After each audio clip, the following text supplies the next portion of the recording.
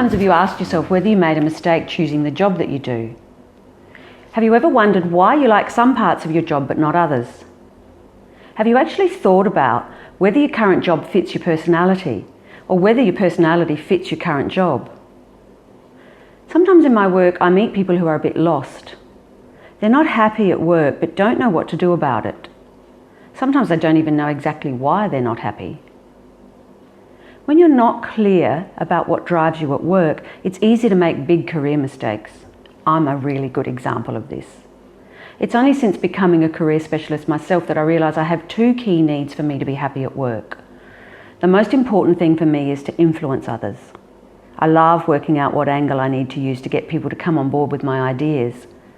And secondly, I love training people so that there's a noticeable improvement in their skills. Yet, when I realised that I no longer wanted to be a French teacher, which was my first job after uni, I made one career mistake after another. I shifted across to hospitality and quickly realised that wasn't for me. So I went back to uni and did an accounting degree, ending up in banking. I worked as a management accountant, but again it wasn't a good fit. My spreadsheets were often full of mistakes because I don't naturally have attention to detail. I had made several poor career choices. So now if I can, I get my clients to identify their fundamental personality preferences. It just makes sense to me that we should spend as much of our time as possible each day working in sync with our preferences.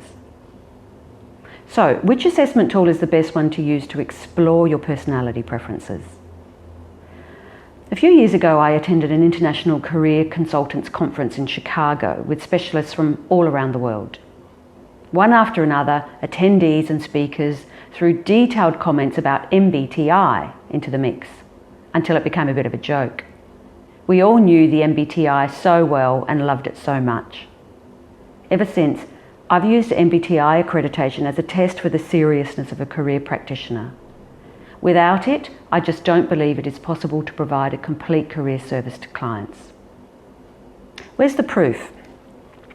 MBTI builds on Carl Jung's work, and of course Jung never looked inside a brain. So until recently there's been no validation of the MBTI. You've basically either accepted the assessment or not. Recently, however, Dr. Dario Nardi has begun correlating Jungian functions with neuronal activity. If you check out his talk to Google staff on YouTube, he gives a fascinating analysis of this new area. In his neuroscience lab at the University of California, Dario uses insights of real-time EEG, viewing people's brain activities in real time. His results are clear.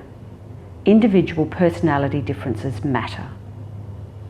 So in my opinion, after literally working with thousands of people who are carefully examining their next career move, the MBTI is the perfect tool. Not too detailed, not too superficial. There's no point, of course, just accessing a free version online. There's quite a limited reliability if you do that.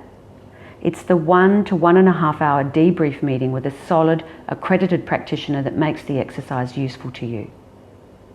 Finding out your personality preferences is fun and useful in everyday life, but it goes further than that.